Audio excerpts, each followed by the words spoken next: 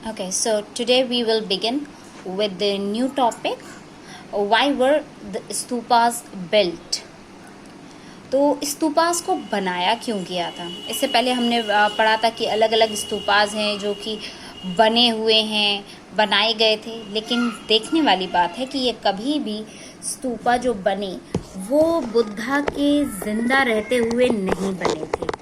बुद्धा के मरने के बाद ये स्तूपास बने थे। एंड द पॉइंट इज कि फिर ये इतनी ज़्यादा इम्पोर्टेंस क्यों है इनकी, तो और इन्हें बनाया क्यों गया था? तो जो भी बुद्धा के रेलिक्स थे, बुद्धा से जुड़ी हुई जो चीज़ें थी, जिनका रिलीजियस बिलीफ था, उन चीज़ों को या फिर उनके जो बॉडी पार्ट्स थे, ये रेलिक्स ऑफ बुद्धास, जैसे कि उनके बॉडी के रिमेन्स या फिर उनकी यूज़ की गई जो चीज़ें थी, वो उनको बरी किया गया ज़मीन में और उनके ऊपर स्तूपास बना दिए गए। ये जो जिस शेप में बनते हैं, स्फेरिकल सेमी स्फेरिकल शेप होता है इनका, सो हेमिस्फीयर शेप के ये बनाए जाते हैं और इनको कहते हैं माउंट्स, जिनको स्तूपा नाम दिया गया है। इन माउंट्स को, जो हीप जैसा, जो टीला जैसा बना देते हैं, उसको स्तूपा कहा गया है। और इनको अगर हम देखें तो इनको, जितने भी ये प्री बुद्धिस्ट भी थे, तो इन स्तूपास को बुद्धिज्म के साथ जोड़ा जाता है। इनको सेक्रेड माना जाता है, पूरे के पूरे स्तूपा को। और बुद्धा और बुद्धिज्म को डिपिक्ट करने वाला, उसकी इम्पोर्टेंस बताने वाला ये चीज माना जाता है कि स्तूपा है। तो दिस इज शोइंग हाउ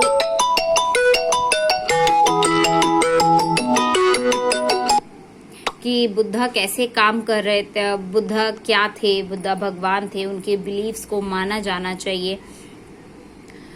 और बुद्धिस्ट टेक्स्ट की अगर हम बात करें तो दिस बुद्धिस्ट टेक्स्ट अशोक वादना, इसमें भी लिखा गया है कि अशोका ने जो पोर्शंस थे, बुद्धा के रेलिक्स के जो पोर्शंस थे, वो लोग उनको अलग अलग डिस्ट्रीब्यूट कर दिया था और उनके ऊपर स्तूपा बनवा दिए थे। और सेकेंड सेंचुरी के एंड की तरफ, जब तक सेकेंड सेंचुरी आई है, वहाँ उन्होंने भरत में, सांची में, सारनाथ में कई जगह ये स्तूपा बनवाए थे। अगर हम बात करें तो इस जगह पर ये जो एक एक्सर्प्ट दिया गया है महापरिनिब्बन सुत्ता में, तो सुत्त पिताका का एक सेक्शन है, महापरिनिब्बना सुत्ता। उसमें पूछा गया है, जो डिसाइपल थे बुद्धा के, आनंद, जो उनके फेवरेट डिसाइपल थे, जिनकी वजह से उन्होंने भिक्खुनीस को इनकॉर्पोरेट किया था, तो उन्होंने पूछा कि बुद्धा का एक तो दूसरा नाम इसमें बताया गया है कि तथागत, बुद्धा का दूसरा नाम था तथागत। तो उन्होंने पूछा कि जो तथागत के रिमेन्स रह जाएंगे उनका क्या किया जाना चाहिए। तो बुद्धा ने उनको बोला कि तुम परेशान नहीं हो उनको ऑनर करने के लिए कि तथागत के जो रिमेन्स हैं उनको कैसे रखा जाएगा, क्या किया जाएगा। तुम बस अपने फुल इमोशन, फुल लव के साथ अपने भगवान को पूजो। लेकिन जब उनको बहुत प्रेशराइज किया गया, फिर उनसे पूछा गया, तो उन्होंने बोला कि जहाँ पे 4 क्रॉस रोड्स हों, जो चौराहा हो, वहाँ पे एक थुपा बनाया जाए। थुपा यानी कि स्तूपा का ही दूसरा नाम है पाली में, और तथागत का स्तूपा वहाँ बनाया जाए। और वहाँ पे जो भी कोई गार्लैंड चढ़ाएगा, अगरबत्ती जलाएगा, परफ्यूम्स चढ़ाएगा, वहाँ सर झुकाएगा, तो उसके मन को शांति मिलेगी और उसको फायदा होगा, उसको खुशी मिलेगी। So how were stupas built? अब ये बनाए कैसे गए थे? इनके बनाए जाने का एक स्टैंडर्ड पैटर्न है, जैसे ये बनाए जाते थे। इंस्क्रिप्शंस इनकी रेलिंग्स पे और पिलर्स पे देखने को मिलती हैं। जो स्तूपा के आसपास रेलिंग्स होती हैं, जो पिलर्स होते हैं, उन पे इंस्क्रिप्शंस लिखी होती हैं। जिन्होंने डोनेशंस दिए हैं बिल्डिंग बनाने में या उसको डेकोरेट करने के लिए, उनके नाम लिखे होते हैं। कुछ डोनेशंस थे वो किंग्स ने दिए थे, जैसे कि सातवाहनाज ने काफी ज्यादा डोनेशन दिया हुआ था। कुछ गिल्ड्स थे, कुछ आइवरी वर्कर्स भी थे, जैसे उन्होंने भी डोनेशन दिया हुआ था। तो हर किसी ने अपनी क्षमता अनुसार थोड़ा ज्यादा अपना अपना डोनेशन दिया था। और इन्हीं लोगों के नाम, कुछ भिक्खुनीज भी थी जिन्होंने अपने डोनेशंस दिए थे, तो इन्हीं लोगों के नाम, कई बार उनके जो जगहें होती थी जहां से वो आए होते थे, या उनका जो ऑक्यूपेशन होता था, या उनके जो रिलेटिव्स होते थे, उनका भी नाम इस पे लिखा होता था। फिर हम बात करेंगे स्ट्रक्चर ऑफ द स्तूपा। तो अभी जैसे हमने पढ़ा कि स्ट्रक्चर कैसा होता है, एक हीप, ऐसे टीला जैसा बना हुआ है, ऐसे टीले के शेप में ये होता है, सेमी स्फेरिकल शेप का। तो स्तूपा एक संस्कृत वर्ड में इसका मीनिंग होता है हीप, और ये निकला है semi circular mound of earth. जो हम सेमी स्फेरिकल शेप बोल रहे हैं, ये semi circular mound of earth होता है। इसको बाद में अंडा भी कहा गया।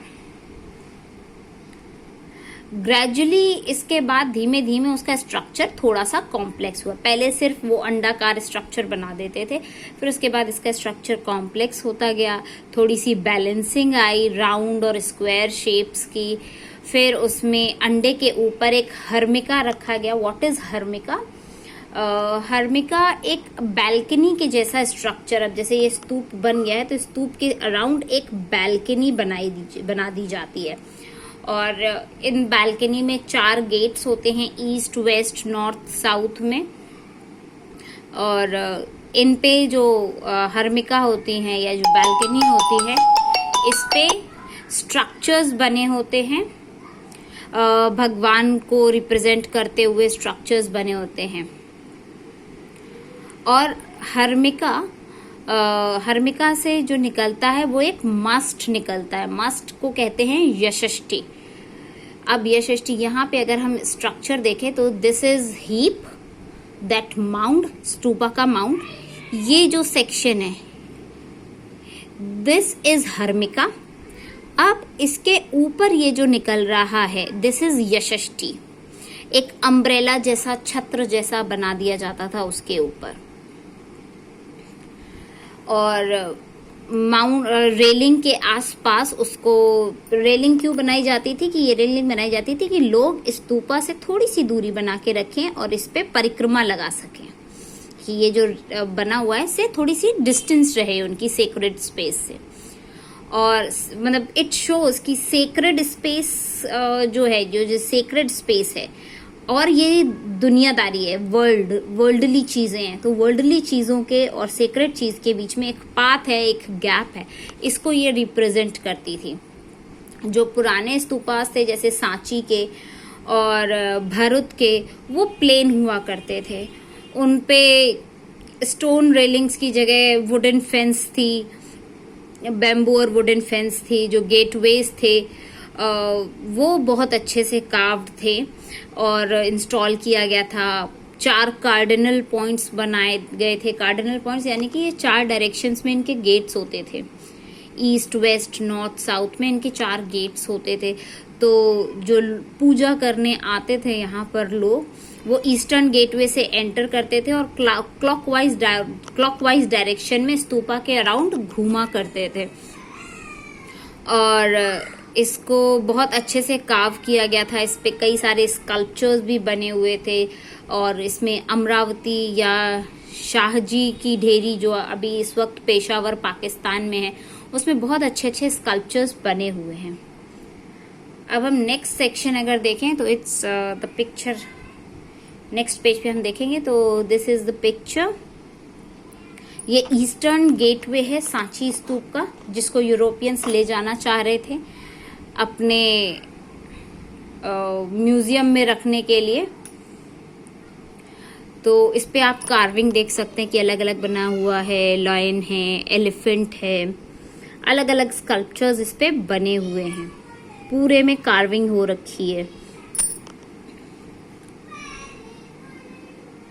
इसमें देखेंगे discovering stupas the fate of Amaravati and Sanchi. History में मतलब हर स्तूपा जो है उसकी अपने आप में एक इंडिविजुअल हिस्ट्री है, कि कई हिस्ट्रीज जैसे कि हमने वैसे भी देखी हुई हैं कि कैसे वो बनाए गए, उनका बेस क्या रहा और कैसे बने थे, क्या चीज़ों को ध्यान में रखा गया था। लेकिन उनकी हिस्ट्रीज के साथ साथ उनकी डिस्कवरी भी वेल नोन है, और अब इन्हीं में से हम डिटेल में पढ़ेंगे। जैसे 1796 में एक लोकल राजा थे जो एक टेम्पल बनाना चाह रहे थे, और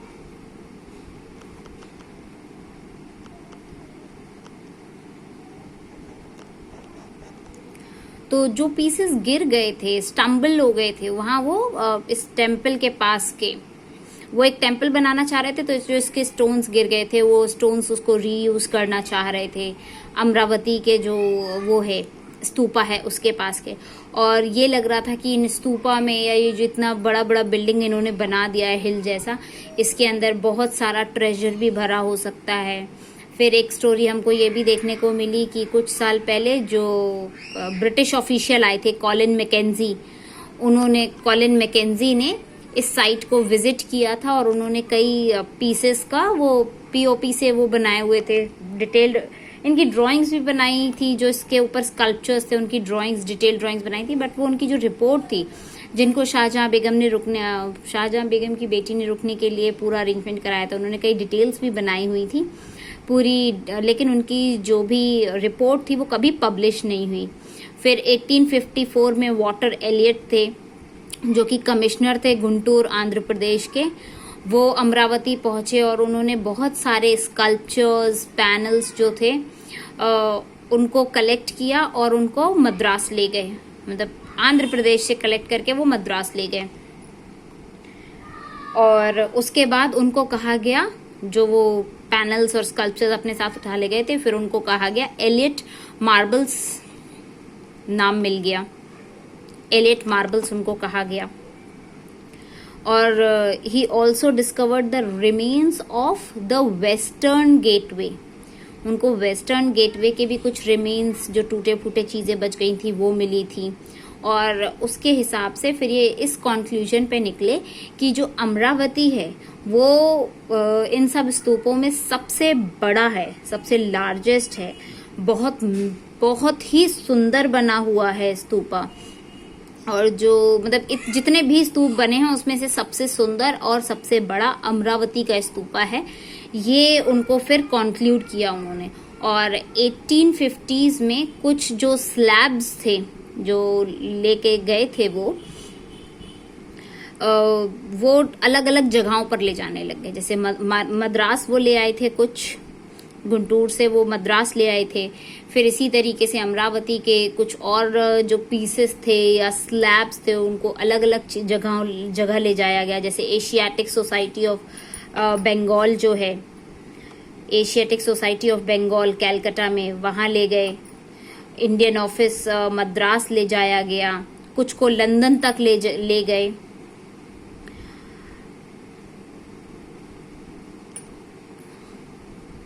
और लंदन ले जाने का या कहीं कंट्री से बाहर ले जाने का रीजन सिर्फ इतना था क्योंकि हमारे यहाँ जैसे स्कल्पचर्स बनते थे, छोटे छोटे बारीक डिटेल, जिसमें ट्रीज दिख रहे हैं, गार्डन्स दिख रहे हैं, वैसे स्कल्पचर्स बाहर नहीं बनते थे।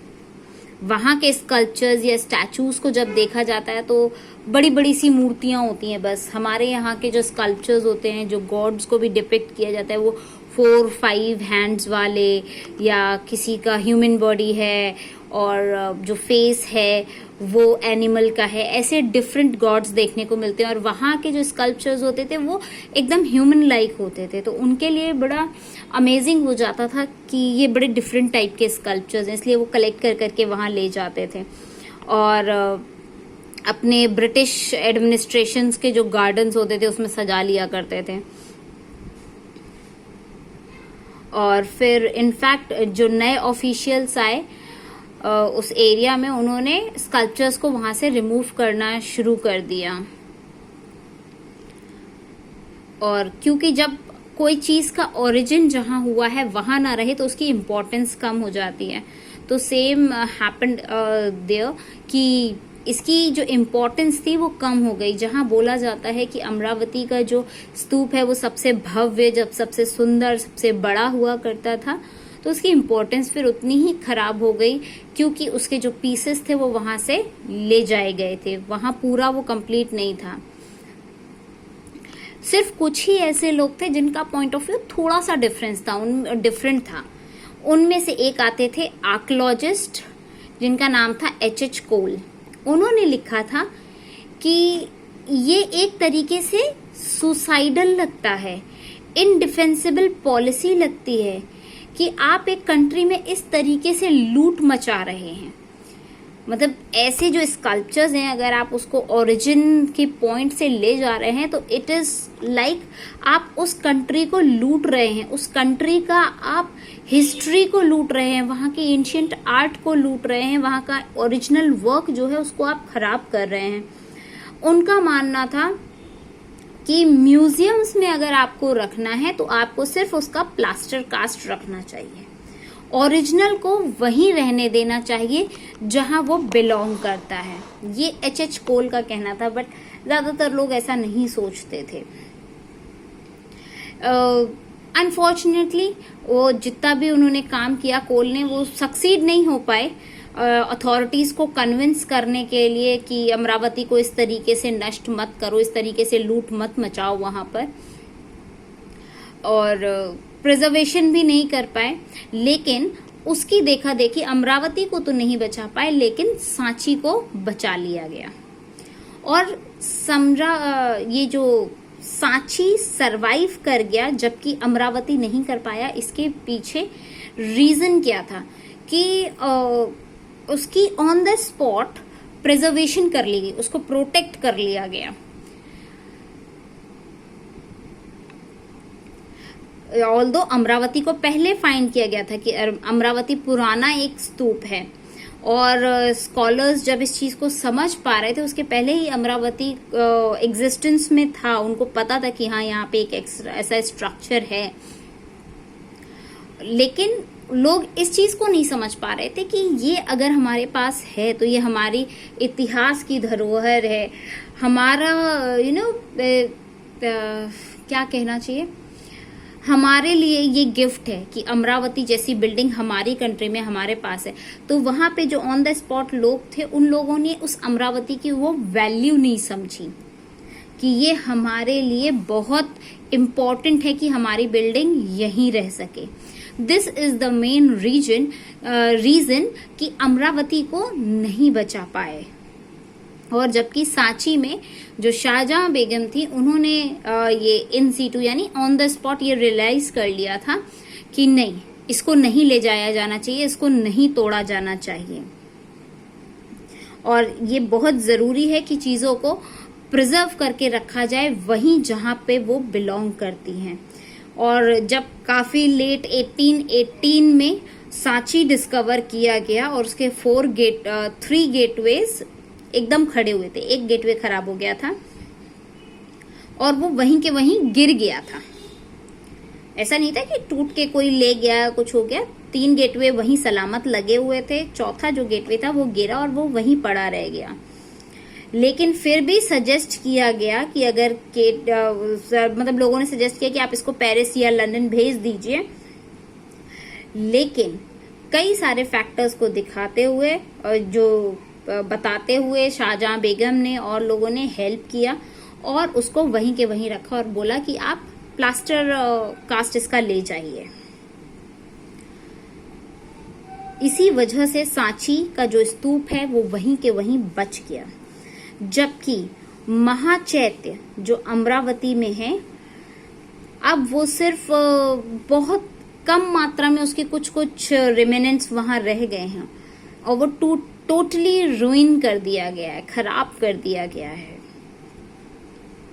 और जो उसकी ग्लोरी थी वो अब वैसी नहीं रहेगी जैसी रहनी चाहिए थी। तो अब जैसे अगर हम देखें तो यहाँ पर हमें एक स्कल्पचर का पिक्चर दिखता है, आप अपनी बुक में जूम करके देखोगे तो आपको दिखाई देगा, जैसे ऐसे स्कल्पचर्स बने हुए हैं कि एक लेडी बनी हुई है, एलिफेंट्स बने हुए हैं, बुल के ऊपर आदमी लोग बैठे हुए बने हैं। यहाँ लोग हाथ जोड़ के अपनी अपनी गार्लैंड्स वगैरह लेकर आए हुए हैं दान करने के लिए। सो वेरी ब्यूटिफुल स्ट्रक्चर्स, और ऐसे स्कल्पचर्स को वो अपने साथ ले जाना चाह रहे थे।